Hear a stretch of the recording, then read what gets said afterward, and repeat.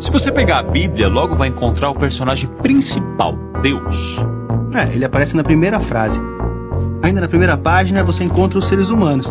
E aí estão eles, os dois personagens principais da Bíblia, Deus e os seres humanos no palco do mundo. Bem, não exatamente. Na Bíblia existem muitos outros personagens além dos seres humanos e Deus. Quais? Figuras chamadas de Elohim nas escrituras hebraicas. Anjos, Satanás, demônios, elas estão em toda a história. Certo, seres espirituais. Sinceramente, eu nunca soube direito o que fazer com eles. É tudo meio estranho. Infelizmente, quase todos os nossos conceitos modernos sobre esses seres são baseados em graves mal-entendidos. Certo. Então vamos falar sobre os seres espirituais na história da Bíblia. A primeira coisa que devemos fazer é entender como os autores da Bíblia viam o mundo. Nas 2 primeiras páginas de Gênesis, Deus traz ordem a um lugar selvagem e úmido, separando os céus acima e a terra embaixo. Certo. Essa é a terra onde vivemos. E tem também os céus acima, que eles viam como a região de Deus. Mas na Bíblia, esses espaços não são separados. Eles se sobrepõem. Na verdade, o Jardim do Éden é descrito por toda a Bíblia como um jardim em uma montanha alta, onde o céu e a terra são um. Legal. Então, esse é o mundo, mas ele precisa de algumas criaturas. Deus primeiro cria o sol, a lua e as estrelas, encarregados de governar o dia e a noite. Você está falando das bolas de gás gigantes no céu. Bem, isso é o que você pensa deles, mas os autores bíblicos, como todos os povos antigos, os viam como gloriosas criaturas celestiais brilhando lá no alto. Que é estranho. Não penso nas estrelas como criaturas. Bem, você não, mas para os autores bíblicos, as estrelas formaram as categorias em que eles pensavam e falavam de uma realidade espiritual que existe junto da nossa. É um tipo diferente de realidade, assim como o céu é diferente da terra, e é povoado por criaturas que têm corpos diferentes, brilhantes e espirituais.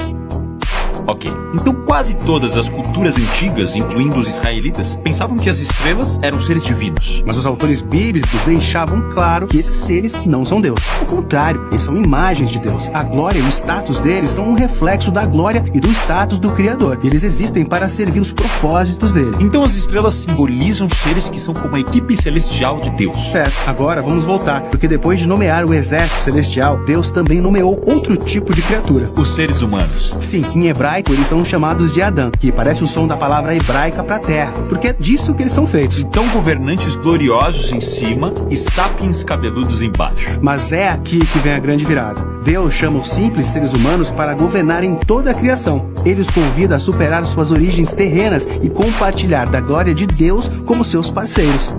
Deus quer governar o mundo por meio dos seres humanos, não dos seres espirituais. Exatamente. Foi assim que o poeta do Salmo 8 entendeu a história de Gênesis. Ele olha para essas estrelas e diz: o que é o ser humano para que penses nele? Tu o fizeste um pouco menor do que os seres espirituais, mas o coroaste de glória e majestade divina. Esse é o chamado elevado da humanidade. Governar a criação no amor e poder de Deus.